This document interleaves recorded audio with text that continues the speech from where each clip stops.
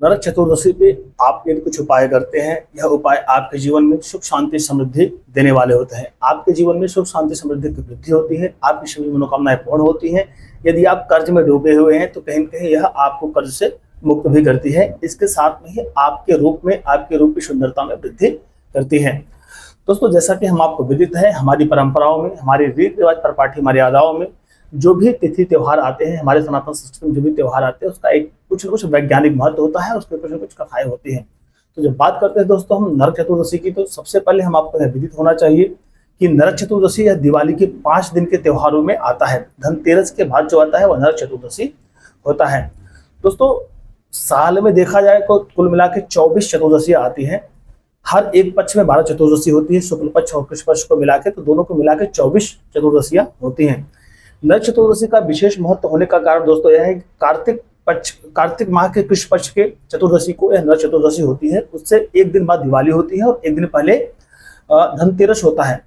सबसे पहले नरक चतुर्दशी मनाने का जो मुख्य जो कथा आती है उसके बारे में बात करें तो नरक चतुर्दशी के दिन भगवान श्री कृष्ण ने नरकासुर का वध किया था। भौमासुर नरकासुर का वध करके 16,000 रानियों को उसकी कैद से मुक्त कराया था, जिसके उपलक्ष्य में नरक चतुर्दशी मनाया जाता है, जहाँ पे बहुत सारे स्त्रियों ने दीप जला के भगवान कृष्ण की पूजा की थी और उस दिन से नरक चतुर्दशी की यह तिथि मनाई जाने लगी। इस दिन जो आपको मुख्य कार्य करना है उसके लिए इस वीडियो में हम बात करेंगे, और जो कुछ उपाय करना है उस उपाय करने से आपके जीवन में सुख शांति और समृद्धि मिलेगी, उस उपाय के बारे में भी हम बात करेंगे। तो नमस्कार दोस्तों, मैं पंकज मिश्रा आप सभी का अर्पण ज्ञान में हार्दिक स्वागत और अभिनंदन करता हूँ।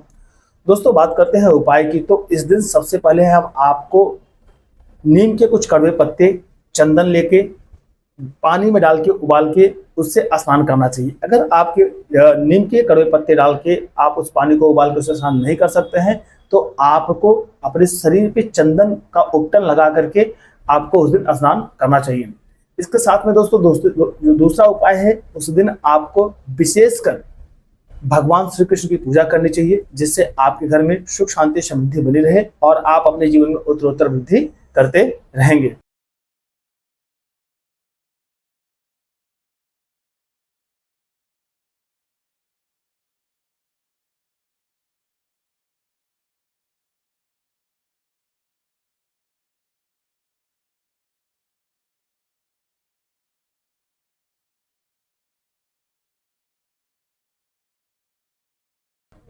ये दिन काली चौदस का होता है, इसलिए इस दिन काली माता का विशेष रूप से पूजा करना चाहिए। यदि काली माता का विशेष रूप से पूजा करते हैं तो आपके घर से जितने भी संताप होते हैं वह मिट जाते हैं। जो आपके घर में दुख दारिद्र होता है, जो दोष होता है, वह समाप्त हो जाता है काली माता की विशेष पूजा करने के साथ में। इस दिन दोस्तों यम का दिया घर से निकालना चाहिए। इस दिन जो घर के बड़े बुजुर्ग होते हैं यम का दिया निकालते हैं। यम का दिया निकालने से ऐसे घर में, ऐसे परिवार में, ऐसे वंश में यम पीड़ित नहीं करते हैं। वहाँ के परिवार के लोगों को यम पीड़ित नहीं करते हैं, इसलिए इस दिन यम का दिया भी निकाला जाता है।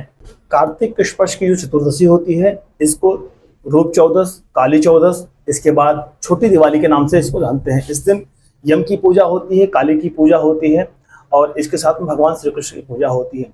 इसकी पूजा करने से आपके घर में सुख शांति समृद्धि बनी रहती है। यह कुछ छोटे छोटे उपाय थे। इन उपायों को यदि आप करते हैं तो आपके जीवन में सुख शांति समृद्धि बनी रहेगी और आपका जीवन मंगलमय होगा। तो नमस्कार दोस्तों, आशा करता हूं छोटी जानकारी आपको अच्छी लगे। अच्छी लगे प्लीज चैनल को लाइक, सब्सक्राइब करना ना भूलिए।